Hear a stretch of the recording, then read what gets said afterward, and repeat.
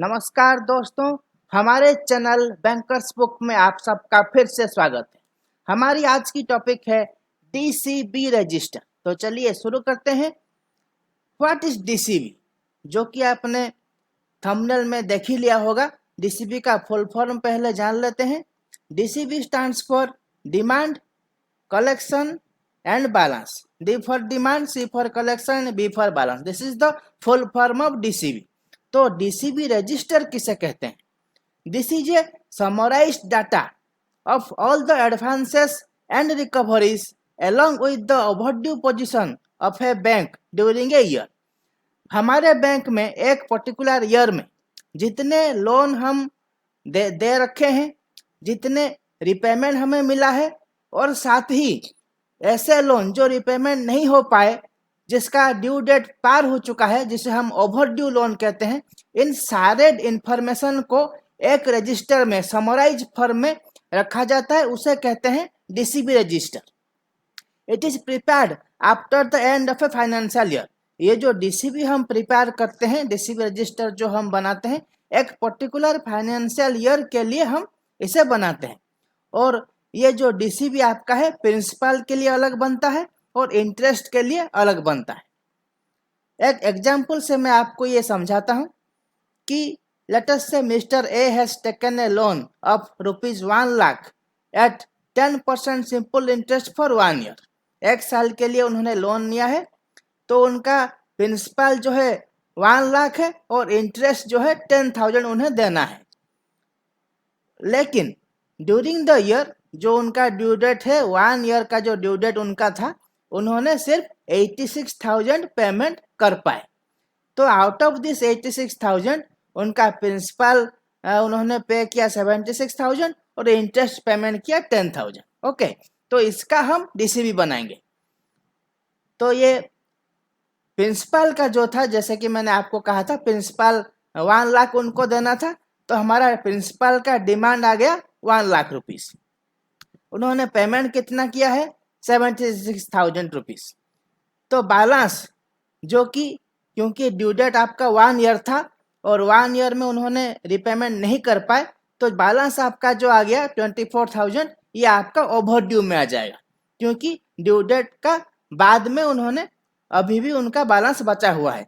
तो ये 24,000 जो है इनका बैलेंस है और ये आपका आ जाएगा ओवर ड्यू में।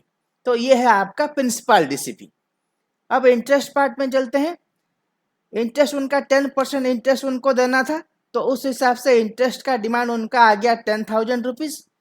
और कलेक्शन उन्होंने सारा का सारा इंटरेस्ट उन्होंने कलेक्शन दे दिया है, तो बैलेंस, इंटरेस्ट का बैलेंस उनका कुछ नहीं है, इंटरेस्ट बैलेंस उनका 0 है।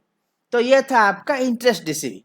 ओके, अगर समझ नहीं पाएंगे तो रिवर्स करके, बैक करके फिर से देख लीजिए। ये आपका एग्जाम्पल है डीसीबी एंड इंटरेस्ट के लिए।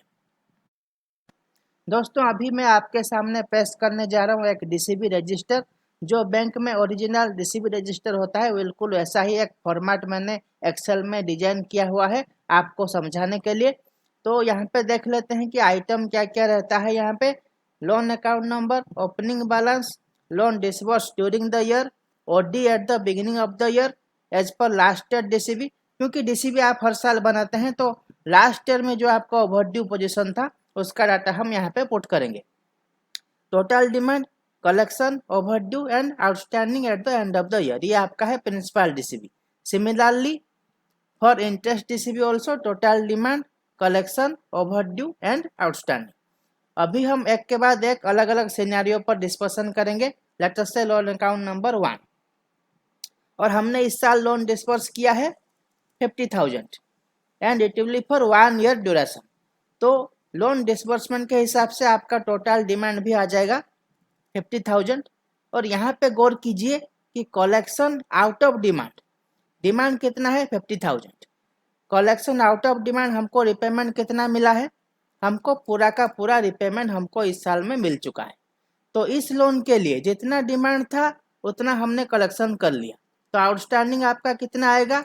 0, because we have collected all the money which was our demand. Now scenario number 2, we have disbursed another loan of 50,000 rupees but it will be of 2 years duration. 2 साल के लिए ये हमने loan दिया है, तो 2 साल के लिए, लेकिन डीसीबी हम बना रहे हैं ये करंट ईयर के लिए। तो 2 साल का जो लोन है, डिमांड उसका 1 साल का कितना आएगा, इट विल बी 25,000। ये हमें मैन्युअली पुट करना होता है क्योंकि ये 2 साल का लोन है और 1 साल के लिए हम डीसीबी बना रहे हैं, तो उस हिसाब से उसका डिमांड आ गया 25,000। लेकिन यहाँ पे हमने कलेक्शन कर लिया है 30,000 रुपीज़। हमारे पास ज़्यादा कलेक्शन आया है, 30,000 हमने कलेक्शन किया है। तो यहाँ पे एंट्री कैसे होगा, डिमांड आउट ऑफ कलेक्शन 25,000, क्योंकि डिमांड हमारा था 25,000, तो हमने उतना कलेक्शन पहले कर लिया है। तो बाकी का जो 5,000 हमने कलेक्शन किया है ये आपका आ जाएगा कलेक्शन एडवांस में, which will be 5,000। So total आपका 30,000 कलेक्शन हो गया, डिमांड आपका 25,000 था, तो टोटल लोन के हिसाब से आपका आउटस्टैंडिंग यहाँ पे आ जाएगा 50,000 माइनस 30,000 विल बी 20,000। ओके, अभी एक और सिनेरियो हम डिस्कशन करेंगे कि ये एक पुराने लोन के लिए है। मान लीजिए एक लोन है, उसका ओपनिंग बैलेंस आया है यहाँ पे 10,000। तो 10,000 कहाँ से आया, इट विल बी, क्योंकि प्रीवियस ईयर का डीसीबी में उसका आउटस्टैंडिंग था 10,000, तो ये पिछले साल का जो आउटस्टैंडिंग था इस साल में हम ओपनिंग बैलेंस में आएगा। जैसे कि अगर इस लोन का आउटस्टैंडिंग 20,000 है, तो जब नेक्स्ट ईयर का डीसीबी बनेगा तो उसमें ये 20,000 इसका ओपनिंग बैलेंस में आ जाएगा। उस हिसाब से लास्ट ईयर डीसीबी में जो आउटस्टैंडिंग था ये इस साल में ओपनिंग बैलेंस में आ गया है। Loan disburse during the year 0, और इसलिए कि पिछले साल का है, अगर ओवरड्यू लोन है तो यहाँ पे भी हम इसको मेंशन करेंगे 10,000 रुपीज़। ओके, तो उस हिसाब से डिमांड भी आपका आ जाएगा 10,000 रुपीज़। अगर कुछ कलेक्शन नहीं हुआ है तो इट विल बी 0। तो पिछले साल का ये ऑलरेडी ओवरड्यू था और इस साल भी ये ओवरड्यू में ही है क्योंकि कोई कलेक्शन आया नहीं है। तो यहाँ पे आपका आ जाएगा overdue with in 1 to 2 years में, ये आपका मेंशन आ जाएगा। यहाँ पे 10,000 रुपीज़ आपका ये ओवरड्यू लोन है जो कि 1 से 2 साल तक ये ओवरड्यू हो चुका है, और टोटल ओवरड्यू पोजीशन भी आपका आ जाएगा 10,000 रुपीज़, और आउटस्टैंडिंग भी आपका आ जाएगा 10,000 rupees. Okay, now will discuss scenario number 4।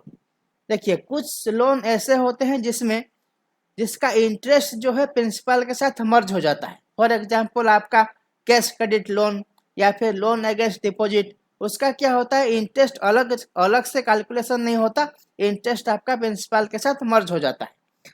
तो लेट अस से हमने एक ऐसा कैश क्रेडिट लोन दिया है, लेट अस से it will be again 50,000 loan disbursed. तो यहाँ पे 50,000 रुपीज़ को अगर 10% का इंटरेस्ट में हम लेकर चलेंगे तो 1 साल के लिए उसका टोटल डिमांड आ जाएगा आपका 55,000 रुपीज़। 50,000 प्रिंसिपल प्लस 5,000 आपका इंटरेस्ट। तो यहाँ पे कलेक्शन आउट ऑफ डिमांड जो है, हमने पूरा का पूरा कलेक्शन कर लिया है 50,000 रुपीज़, लेकिन जो 5,000 आपका इंटरेस्ट है ये भी हमने कलेक्शन किया है। ये आपका आ जाएगा एडजस्टमेंट और रेक्टिफिकेशन में, क्योंकि इंटरेस्ट आपका यहाँ पे अलग से कैलकुलेशन नहीं होता है, प्रिंसिपल के साथ मर्ज हो जाता है, इसीलिए हमने इसको एडजस्टमेंट और रेक्टिफिकेशन कॉलम में हमने इसको एंट्री किया है। तो आपका टोटल डिमांड जितना था 55,000, टोटल आपका कलेक्शन भी आ गया है और उस हिसाब से आपका आउटस्टैंडिंग आ जाता है 0। ये था 4 अलग अलग सिनेरियो मैंने आपके साथ डिस्कशन किया है। तो अभी प्रिंसिपल डीसीबी के बाद हम चलते हैं इंटरेस्ट डीसीबी में। तो इंटरेस्ट डीसीबी में भी बिल्कुल वही चीज़ है। Late us say about demand, late us से इट विल बी 10,000, और कलेक्शन आउट ऑफ डिमांड जो है यह भी आपने 10,000 का पूरा कलेक्शन कर लिया है, और आउटस्टैंडिंग उस हिसाब से आपको 0 हो जाएगा। तो यहाँ मैं आपको एक बात बताना चाहता हूँ कि अभी जो बैंक का जो सॉफ्टवेयर अभी बैंक में यूज हो रहा है, वहाँ पे जब भी आप रिपेमेंट करते हैं तो सबसे पहले आपका इंटरेस्ट में कलेक्शन जाएगा। इंटरेस्ट पूरी तरह से कलेक्शन होने के बाद ही आपका प्रिंसिपल में कलेक्शन जाता है। तो इस हिसाब से इंटरेस्ट आपका कभी भी आउटस्टैंडिंग जनरली रहता नहीं है, सारा का सारा इंटरेस्ट कलेक्शन हो जाता है। अगर बहुत दिनों से एक ओवरड्यू लोन है, बहुत साल से उसका रिपेमेंट नहीं आ रहा है, तो उस केस में आपका इंटरेस्ट आउटस्टैंडिंग आपका फिगर आएगा, लेकिन जनरली आपका जो है इंटरेस्ट कभी आउटस्टैंडिंग रहता नहीं है, क्योंकि बैंक बहुत चालाक है और सबसे पहले इंटरेस्ट पूरी तरह से कलेक्शन करता है। ओके, तो ये था आपका डीसीबी रजिस्टर, प्रिंसिपल के लिए अलग और इंटरेस्ट के लिए भी अलग। अगर आप समझ नहीं पा रहे हैं तो फिर से वीडियो को रिवाइंड करके ठीक से देख लीजिए और अच्छी तरह से समझने की कोशिश कीजिए। दोस्तों, इस चैनल में आपको मिलेगी बैंकिंग के बारे में हर छोटी से बड़ी जानकारी, तो वीडियोस देखते रहिए, लाइक करते रहिए, शेयर करते रहिए और हमारे चैनल को सब्सक्राइब करना बिल्कुल भी मत भूलिए।